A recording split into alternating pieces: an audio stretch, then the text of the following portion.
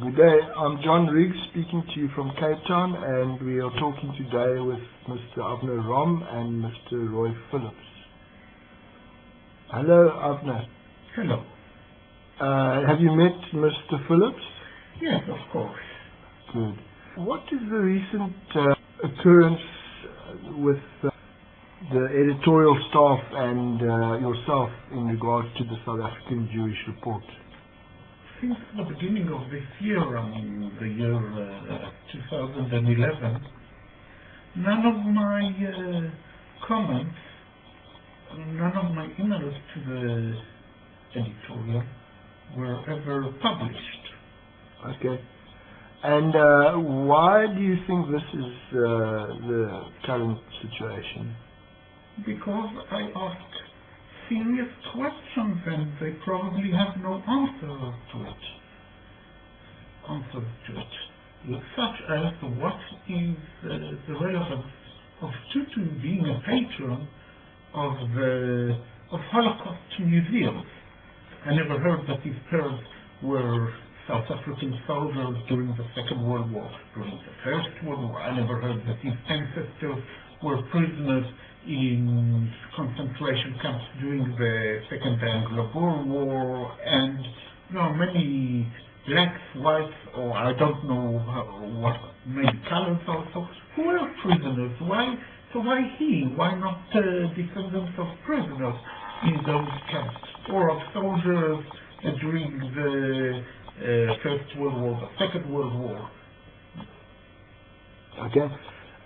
So my quick conclusion is that one would prefer to look for somebody that is more appropriate, perhaps less infamous or famous than Tutu himself, yes, but somebody that is more appropriate. Yes, there are more appropriate people. Okay. And then what do you say about what is the purpose of the editorial of the South African Jewish Report? As far as I see it, it is to preach people, from what I read, to preach people their political views. Okay.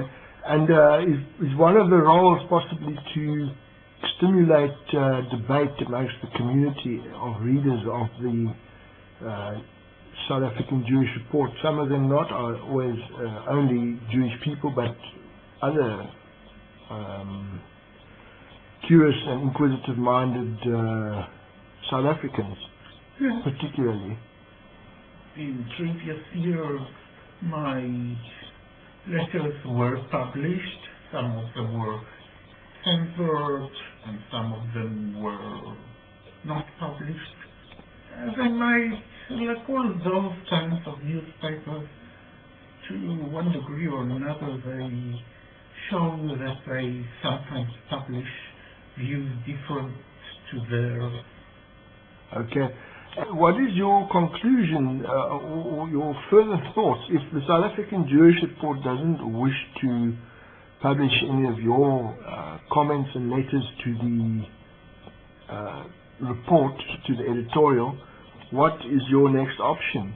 Because you have something to say, you believe your message is important, yes, and what will you do now? Only mine. Also, I know some other people writing about Mr. Tutu and his relevance or irrelevance to Holocaust museums. And there are some people who try to hush them. There are certain people.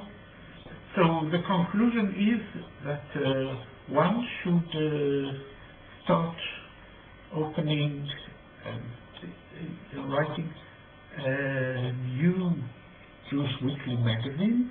It can be a Jewish weekly magazine, and then it would be called the Cape Independent Jewish Report. It can be distributed through South Africa or the Southern African region, or I don't know where.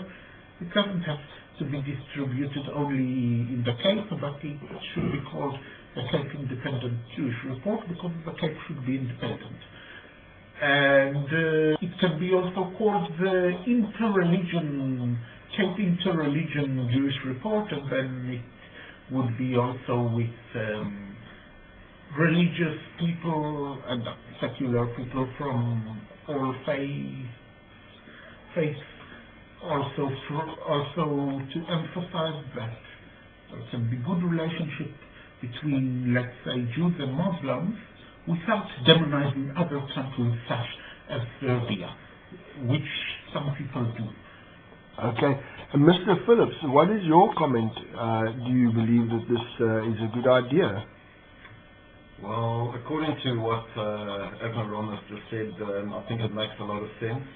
But just coming back to the political stance and just everything said about our dear friend Archbishop Tutu, I really think that, if anything, Israel has been totally democratic over the years. They have extended invites to blacks, performing artists from other countries, whether they're black or not. They've all been welcome to Israel. So I just think what Tutu's actually said and the way he's gone about it just smacks of something else. And I really think that since we've come all this way with democracy in South Africa, we've taken 100 steps forward and about 500 steps backwards. So that is just my point of view.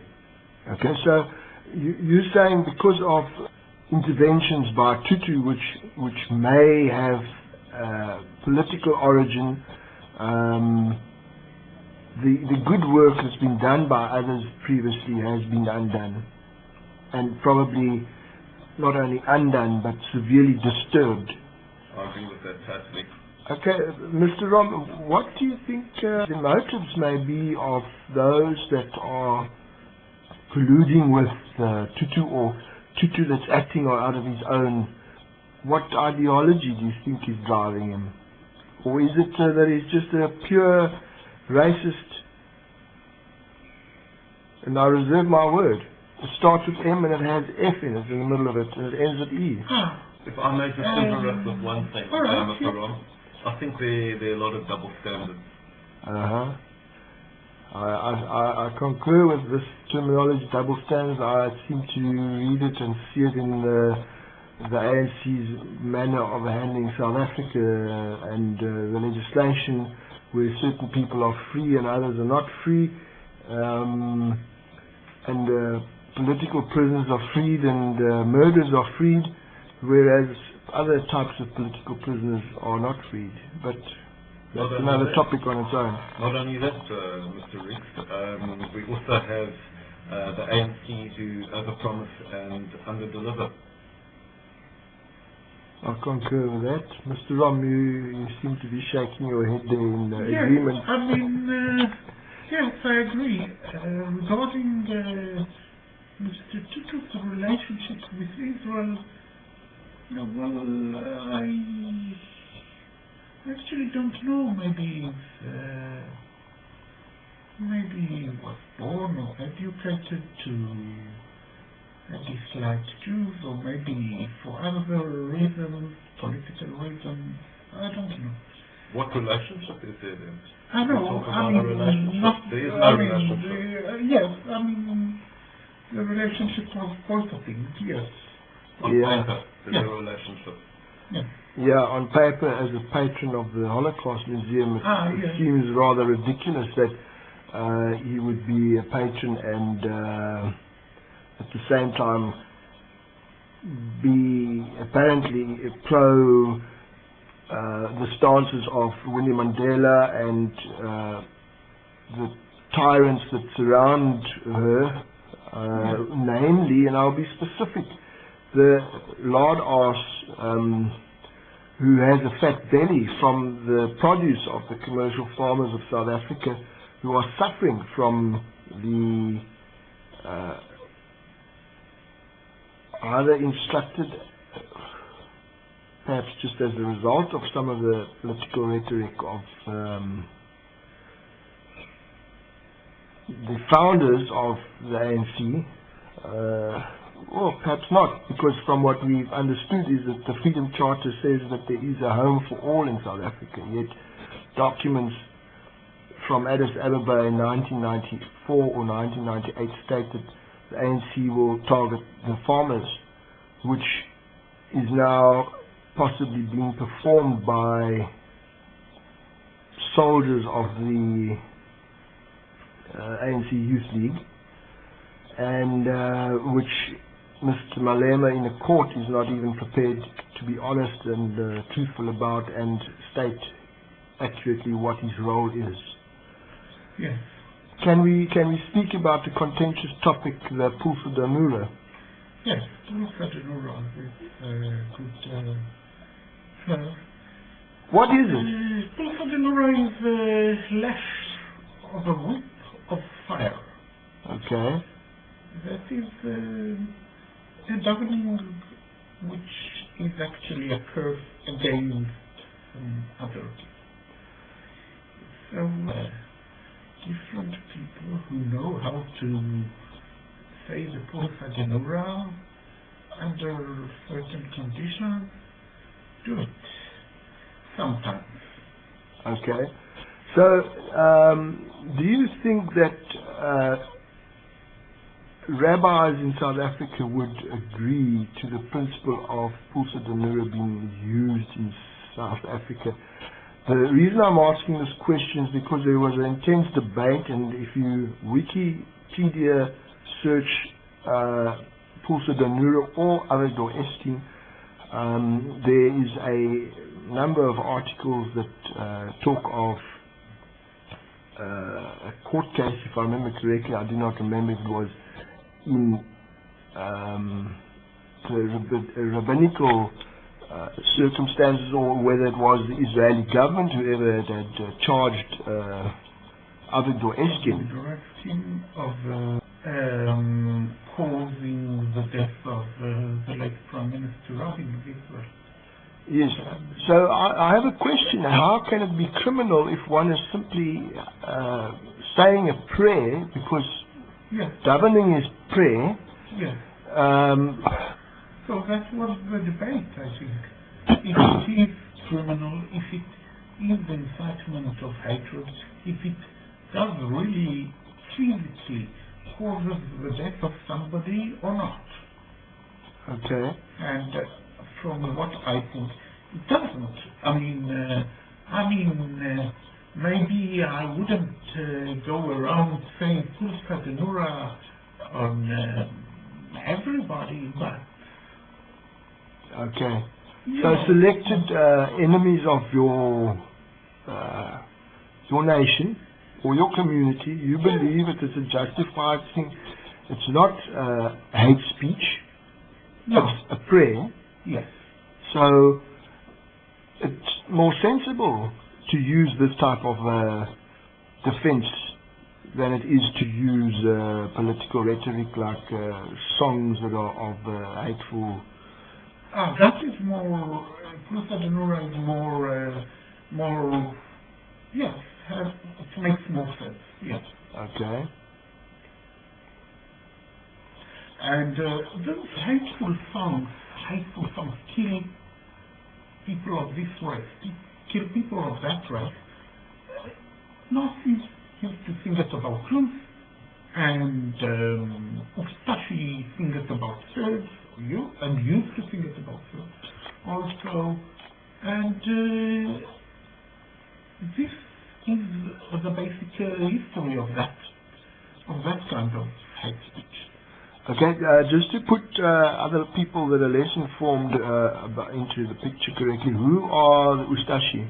Ustashi are it means rebels, but it means especially those who rebelled or who, actually rebelled and then oppressed Serbs. Okay. Oppressed Serbs. Okay, there's a rumor now going around in the Western Cape that there are people called the Cape Movement for Independence, the Cape Party, yes. and they are associated with the Cape Party. Others on the internet I've noticed have been writing pro-Cape Movement and pro-Cape Party, and one person has identified himself as rebels for the Cape Movement or rebels for the Cape Party, Would you say rebels is the correct terminology, or would you think that freedom fighters is a better word? Freedom fighters may be a better word, yes, I think so. There is no one South African nation. Now, the inhabitants of the Cape, of all races, but of course there is a majority, there is a second majority, there is a minority. Most of the inhabitants of the Cape are somehow related to the original inhabitants of the Cape, at least the Western Cape and the Northern Cape, more than inhabitants of Transkei and other places. Okay. If you had to suggest where you think Azania is, would you like to comment on that? Azania, maybe it's Southern Africa or something like that, or Zanzi Africa or whatever. Alright, Azania can be Transkei, maybe Ciskei, maybe Venda, I don't know, maybe KwaZulu, maybe, I don't know, all these kinds of places. Alright, I mean, I know that Swaziland, for example, would like to be independent, and the Cape also would like to be independent. So, yeah, everyone should be independent, why not? So do you think a bastard like Julius Malema has a role in South African politics because he seems to have no nation, firstly, and seems to have no, well, we do not know who his father is. I don't think he knows who his father is. So which country does he belong in? Well, I really don't know, but you see, the Bible says that if there is a debate, so there are many things that count. One of the things, yes, one of the things true, it's majority, but not only that, cleverness, wisdom, discipline towards the teacher, discipline towards the elder people. So many things, and the ability to have money in decent ways, and truthfulness. I mean, there are many things that count, not only the majority. Okay. Are you... Could I answer yes, that a bit? by all means. What Abner just said now makes a lot of sense, but I think there's a lot more to the current government that could actually be done, and I just think that one of the most important things that they are overlooking is employment, obviously, but also healthcare. I don't think they're showing enough compassion to the elderly with their pensions, and people drawing a pitiful income of probably 1,000 rand a month, which in this day and age means absolutely nothing. I don't see how anybody can sustain themselves on 1,000 rand a month. And just coming back to what Abner said, I also think that Mr. Julius Malema, if we can term an Afrikaans saying going back a few years ago, who is the Swart Gevaar? Yeah, we wonder who the Swart Gevaar is, yeah. So what I'm hearing is that you're telling me that Julius Malema is barking completely up the wrong tree. He's shouting about closing the pantry and killing the storekeeper at the pantry and the kitchen, while his stomach is larger than life, while his bottom is larger than life, while his bald head is shiny from the produce of the very commercial farmers that he's targeting, because of his very outdated knowledge of the current circumstances in South Africa, and he's following of the Communist Manifesto, which wasn't even successful in Russia, to the best of our knowledge, because the Soviet Union has dissolved. Yes, it wasn't successful in the whole Soviet Union, which, yes, I mean, before it was the Soviet Union, it was Russia, yes. I mean, today, it is known as Russia and surrounding countries, yes. So, this gentleman barking up the wrong tree, calling youths to action and to war, it is correct then that we assume that he should rather be talking about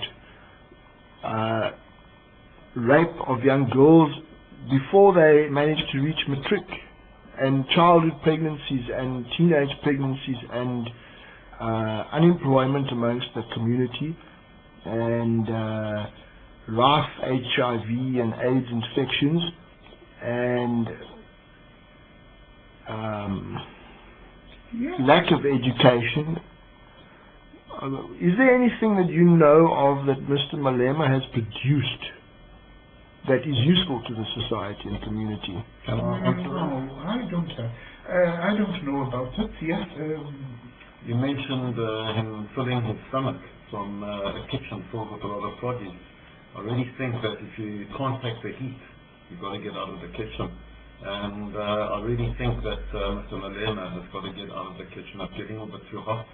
And I just think that for a man who hasn't really got a political background, he's really doing some sterling bad work, if I can put it that way. Yeah. I think it's known that he hasn't achieved matric. And it might be that he only has a junior school education. So if the ANC were to be honest and forthright and organisation with integrity, it may prefer to look at finding somebody a little bit more able to read books. Correct. And on that score, John, if education means so much to the black government, surely there's somebody within the ranks who has a fantastic background who can actually fill the shoes of Julius Malema. I think there must be a lot of talent within the black pool, if I can put it that way. Okay.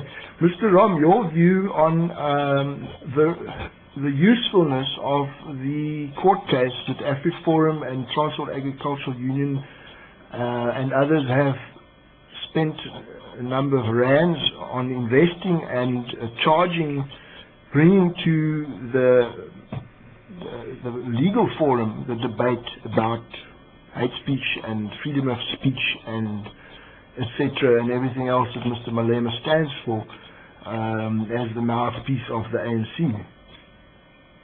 I would say the amount of usefulness is according to the amount of attention it gives to the outside world. And on this point, I would also like to answer, and if I can't answer by email, so I'll answer in a video clip, in an interview, the editorial of the latest editorial of the South African Jewish Report. They say that we must cherish the moment that there is democracy and this hate speech is brought to court and not hushed in any other way. That is how I understand what they are trying to say. And then I would ask them, all right, I would tell them, you are, when you feel you are not secure, you have the option to go to Israel, and usually people like you are will be explained to your relatives maybe, or to other people. Okay. I just want to, I see Roy is shaking his head in agreement there, and he's definitely got a comment, so I want to pick up the comment there because I tend to think I know what he's going to be speaking about there. Yes. Roy, the safety of Israel and whatever else you were wanting to say there. Well, it's not really about the fate of Israel. It's just coming back to Malema and a lot of these punchline slogans like kill the boer, kill the farmer. That, God forbid, and I say this as a proud South African, songs like Rhetoric that was sung on radio not so long ago, that was slated by the ANC, and they wanted to ban the song on our national airwaves. So my question is, why?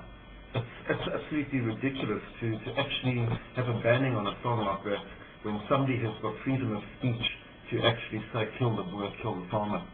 Yeah, I've heard the song De La Rey, and I don't see particularly any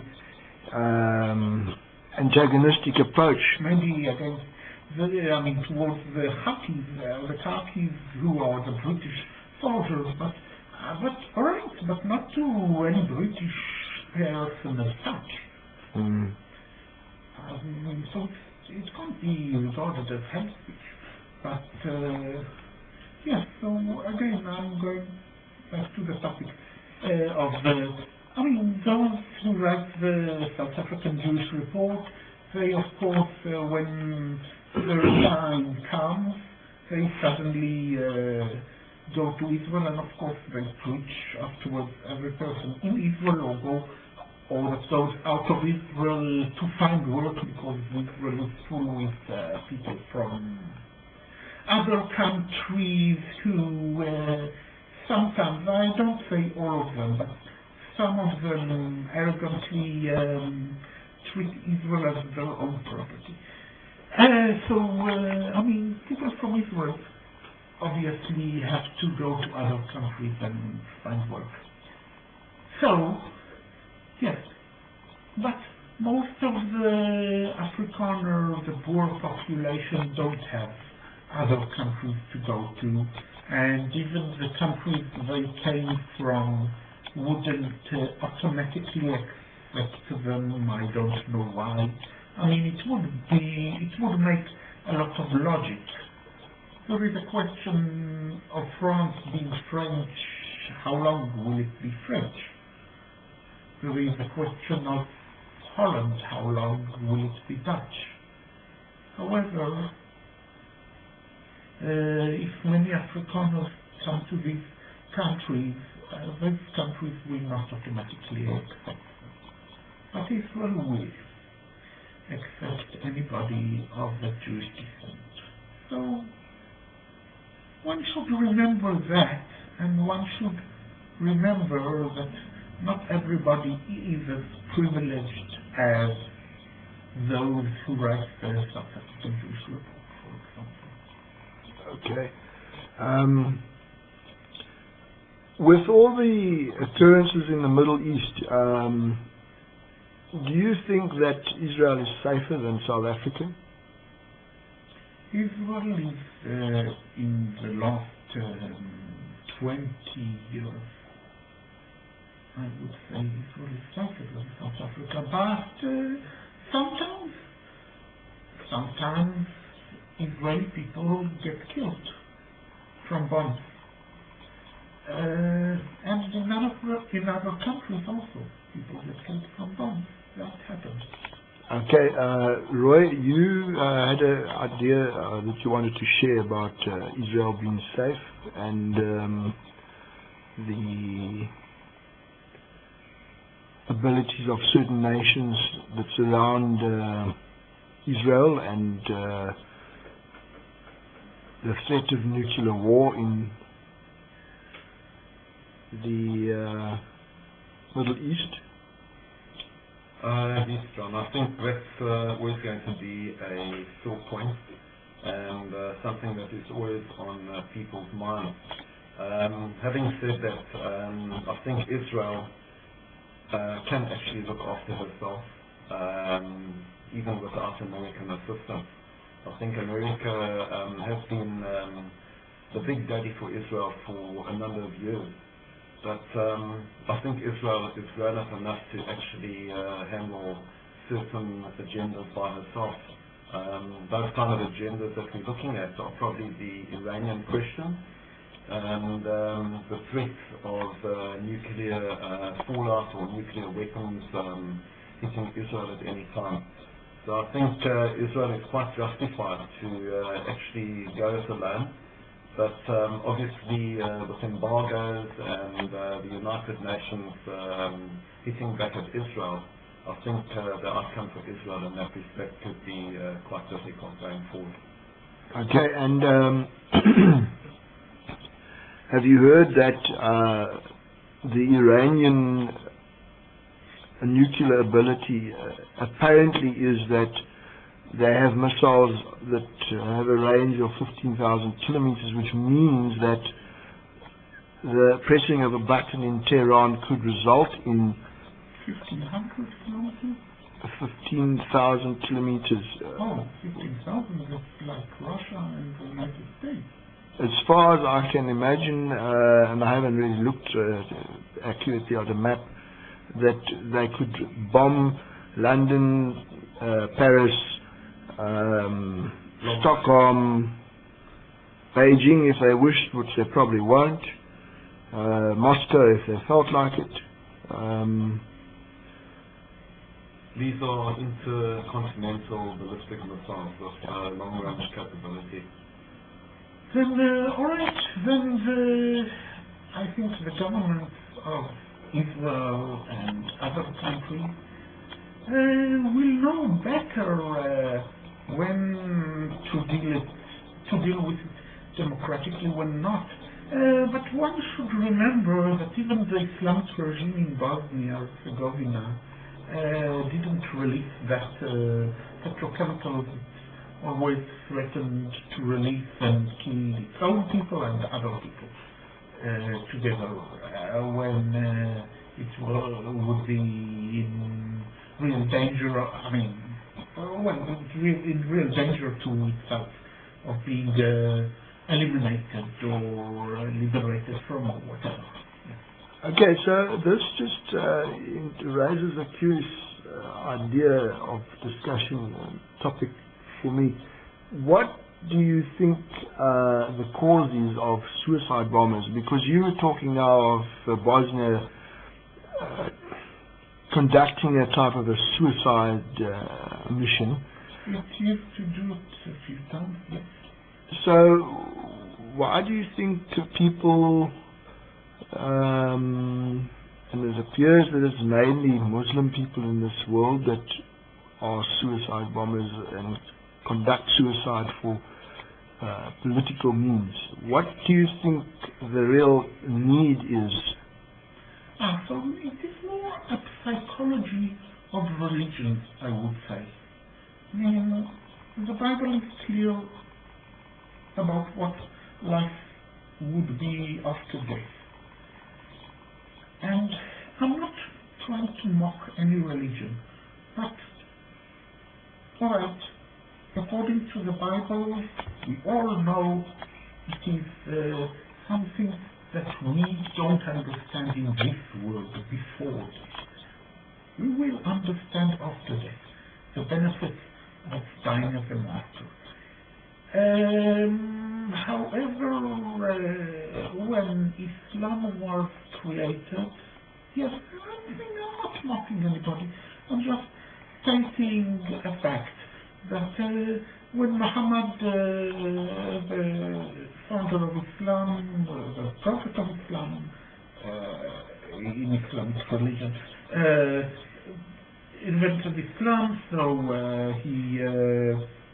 he promised people in the Arabic desert that women, virgins from the Huria, I think, tribe, who were very handsome, very pretty, would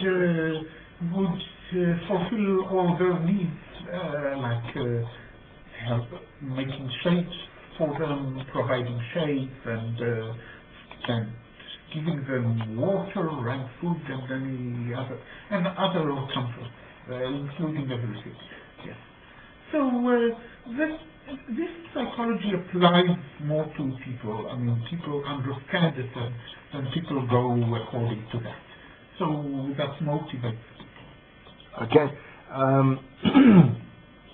So, firstly, there's a vast difference then between a Jewish perspective about a martyr and martyrdom and a Muslim one. Can you inform us a bit about what the Jewish impression is of martyrdom and the benefits of martyrdom, if any? According to Jewish religion, martyrs or other righteous people, and I believe according to the Christian religion as well, after they die, if they are righteous people, then they would have the benefits. But the benefit is actually like the root of all the enjoyment. So, but we don't know what the root of all the enjoyment is, or the roots of all of the enjoyments are. So, we'll be clever if we achieve it. We'll be cleverer. Okay, I see Roy shaking his head there. What's on your mind? I was just talking about roots, and I just think the root of all evil is terrorism. There's no question about it. And I think martyrdom doesn't have a place in society. Okay. So martyrdom can be, like terror. Some people say by dying in the battle. Some people say by being killed for some cause. Okay, so when we're talking of terrorism, we're saying that a terrorist is a person that utilizes any form of bloodshed and oppression of other people as a means to popularize his own cause. Is that correct? Or have you got a more specific description of terrorism? Somebody kills indiscriminately. That actually amounts to terrorism. What would defy terrorism than any other kind of killing or other kind of harm? Okay, Roy? I think since 9/11 the world has never been the same, and I think if anything came out of that for the Muslim cause, certain extremists did want to be put into a context as martyrs for their own cause. Okay, so that seems to be the time limit, and we'll have to continue at another time with these very interesting topics and thoughts, and I hope that we can use them constructively in a manner that is far from any form of terrorism and suppression of other people's points of views, and that we are able to use these discussions for constructive purposes, so that we may even hit home to the consciousness and the conscience of other organizations that are completely opposed to anything that we deem to be sensible. And I'm not going to mention any names of people that may be opposed to us. They may eventually watch this discussion, and by all means they are invited to respond in a civilized manner. Is there anything in closing from you, Mr. Rom? I would call on people to consider voting for the Cape Party, so that the Cape would be independent, and then there would be less of the Malema hate speeches or other hate speeches. Okay, thank you for your view. Okay, Roy? John, in closing, thank you for having me in your very cozy little studio. I think that we live in a fantastic country, and I think it's important for all South Africans, irrespective of race, colour or creed, to actually have an open mind going forward. And having said that, I really put this message across to people who seriously consider looking at the Cape Party.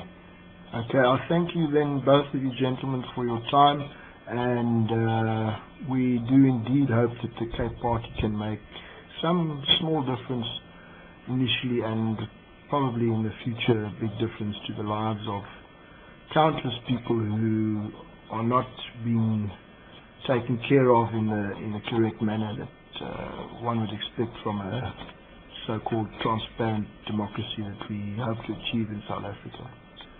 Thank you. Thank you.